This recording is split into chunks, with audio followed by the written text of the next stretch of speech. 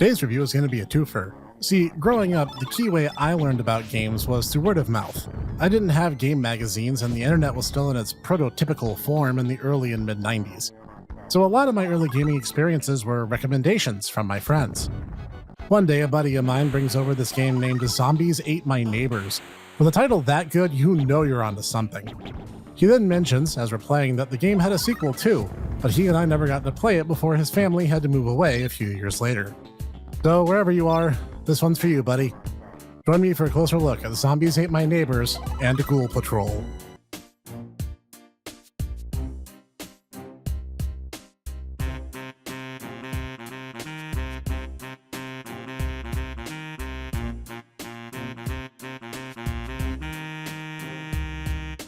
Greetings everyone, this is the Hipster Snack, and today we'll be looking at a little duo of games created by Lucasarts. Kind of. Zombies Ate My Neighbors was released in September of 1993 for the Super Nintendo and a month later on Sega Genesis. These original releases were published by Konami, but they had no hand in making the game. Hey guys, remember when Konami made games? Heh, good times. The engine would be used for a number of additional LucasArts titles going into the future, including the SNES exclusive, kind of sequel Ghoul Patrol. See, Ghoul Patrol is credited as developed by LucasArts, but the better part of the work was actually done by Malaysian studio Motion Pixel, and the game was not even originally going to be tied into the first, but one that simply ran on the same game engine. According to all sources I can find, this was a last-minute marketing decision in hopes of upping sales when the game debuted about a year later. And it kind of shows. More on that in a minute. Zombies Ate My Neighbors, or called simply Zombies in Europe and Australia because fun is banned in those regions by enforcement of fun police, or so I've been told, is a light-hearted spoof and tribute to horror films of all flavors, paying homage to countless movies like Night of the Living Dead, Child's Play, Nightmare on Elm Street, Halloween, Friday the 13th, Invasion of the Pod People, and many, many others. The player, or players, as the game is full co-op enabled, pick between Julie and Zeke. Exact relationship never touched upon, and they set to work destroying zombies, mummies, werewolves, giant insects, killer plants, and much, much more. In Ghoul Patrol, Julie and Zeke visit a library that just has a cursed book or Necronomicon or what have you sitting open available for any schmuck to just read it. And read it they do, opening a gate to the netherworld and unleashing tons of monsters upon the earth, making it totally their fault this time. You'd think they would have known better after the first go-around, right? Anyhow, Zombies, as I'm going to temporarily adopt the shorter title for ease of discussion, is a very colorful game. I love the graphical direction and all the background details. Every conceivable prop that has or could be used for a horror film shows up, including barrels of radioactive waste, meteorites, satellites, ancient pyramids and ruins, even a spooky castle motif, and more.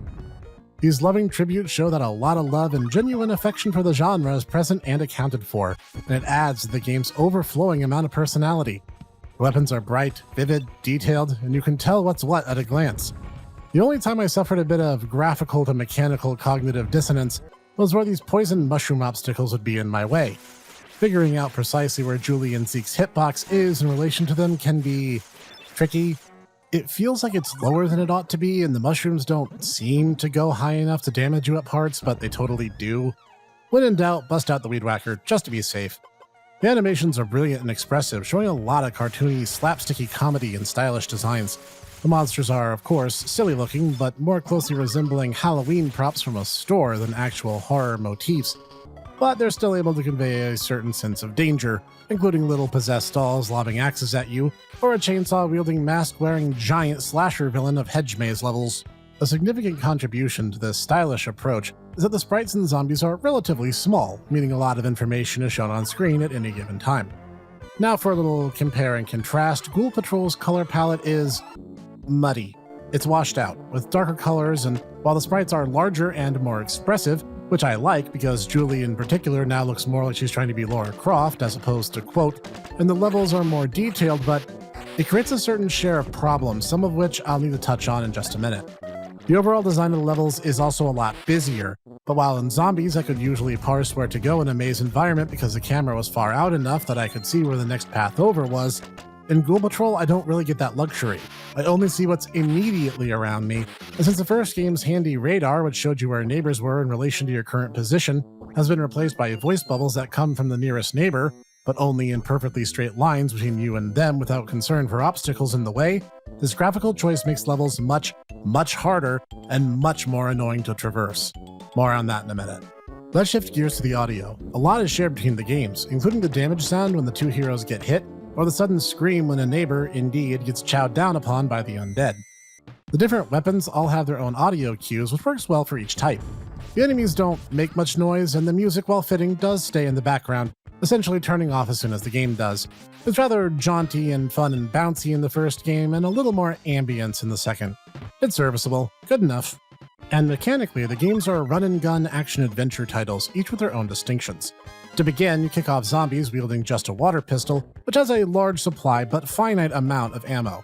I don't think I ever came close to running out despite relying on this more than I probably should have. But it's still finite, meaning you can put yourself into unwinnable situations if you're profoundly bad at the game, I guess. The game is pretty generous with its handouts. Also, pro tip, enemies never drop items, so if you can avoid them rather than engage them, you end up money ahead. See, the levels are self-contained mini mazes with a set number of neighbors within each of them, up to a maximum of 10.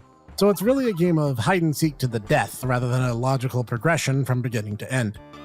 Most monsters will try to zero in on either you or the nearest neighbor, whichever happens to be closer to them at the time, and you can actually use this behavior to your advantage by checking in the areas enemies are trying to meander into. See, they won't ever spawn off-screen, or at the very least not too far off-screen, so the action is usually condensed around wherever you happen to be at that time, meaning that neighbors who are far away generally are still safe. Enemies will spawn in randomly depending on the type of level and where it calls for it, and it varies a bit both by type and by where you are at the time. So the general pace of a level is yours to decide with a couple exceptions, one of which is the game has a hidden kill switch, which after enough time passes it will flip, and it will turn tourist-type neighbors into werewolves, powerful enemies who will then try to attack you, and they are immediately counted as lost. Much like the utility of every item and weapon in your arsenal, the game is tight-lipped on how these mechanics work exactly, so you'll probably just get caught off guard by it the first time it happens. However, there are also some rules that are implied but never said, like using thrown silverware weapon, for instance, automatically destroys werewolves in just one hit, and the crucifix weapon vaporizes vampires who normally sport very high HP pools. It's really quite intuitive, and it rewards people who have a robust knowledge of the monsters in question. Zombies also sports about 50 levels, including boss encounters, and passwords are handed out to save your progress every 4 levels. But you'll retain ammo and items collected from previous levels that you've traversed. But on the other hand, health lost between levels is not restored when you move to the next one. Oh, speaking of moving on to the next one, as soon as you get the last neighbor, the exit door will appear right near your present location. This is largely untrue for Ghoul Patrol, so let's talk about that next. For starters, a lot of the comedy is gone, with monsters just looking like generic monsters. It all feels a bit try-hard, if we're being honest, with trying to fill the area with monsters of all types. And instead of moving their spawn points to be around-ish where you are, they have set points on the map, usually in the middle of key choke points. And each map is way bigger than it has any right to be, and obviously several times that of the previous games. And the guns all look just like realistic and all kind of the same color palette, and oh man, this is a giant step down, isn't it? The overall level design feels arbitrary, like the point was to punish the player more than it was to challenge them. This also makes them take way longer, because even though the use keys or high-powered weapons in order to open doors mechanic is still functionally the same, the level navigation is a million times worse. Not helped by the devs giving Zeke and Julie the ability to run, but only when holding the Y button. Well, every weapon in the game fires with Y, and every weapon in the game also happens to be semi-automatic in nature. No weapon I was able to get my hands on was automatic, so running just meant that I currently wasn't fighting. And while the default weapons for each character now have bottomless ammo, I felt that much weaker because every single enemy now takes a minimum of 2 hits no matter what weapon you opt to use. And because the camera is that much more zoomed in, the sprites are so much bigger, and the enemies are also solid. By that I mean, in the first game, with the benefit of Mercy invincibility, I could squeak by dangerous situations narrowly. But now, all the enemies are as wide as modern Street Fighter characters, so they just block you in and drain your health. It feels cheap and punitive. So every level is just artificially harder and takes longer because navigation is a problem. So the dash, it gets worse. You either dash or fire, which is the first problem, but then, while moving while holding Y, you gradually accelerate into one of 3 gears. Your normal walk, a slight brisk dash, or way too fast of a run, which causes these annoying sliding animations whenever you try to turn or stop. Oh, and you can jump, but the game doesn't seem to be aware that this is a thing. If you jump onto a desk or a table or something, most enemies, shy of those with projectiles, have the ability to hurt you anymore. You know, maybe Ghoul Patrol really should have been its own IP instead, because this really brought down the mood for me. It's vastly inferior, and it didn't need to be. As sequels go, it's in the family of lazy and tacked on, so let's just get down to the final breakdowns. Zombies Ate My Neighbors is a goofy and wonderful time, especially if you have someone to play the game with and enjoy the 2-player shooting action chaos with variable weapons and tools at your disposal. Ghoul Patrol, less so. It has much worse difficulty curve and way more things that on paper sound good but actually make the overall experience less fun by adding unnecessary mechanical fluff and vastly inferior level and enemy designs. Now, all of that said, what if you wanted to play these games right now? Well, you can. They're on Steam, Switch, Xbox One, and PS4. Yeah, feels nice to end a review with that for a change, huh? And they come in one affordable bundle, being $15 for both, so go check it out. This has been the Neighbor Snack. If you liked today's episode, hit the like button so I know. Or you can tell me how wrong I am in the comments section for recording off the SNES version because the Genesis version had blood like half the Steam reviews do for whatever reason. I don't know. You do you crazy diamonds. Anyway, for more like this each week, hit the subscribe and bell icon so you'll never miss a one. Each week there's more obscure reviews, NDX, Neck Tech, and the Tomodachi Bros review podcast and more.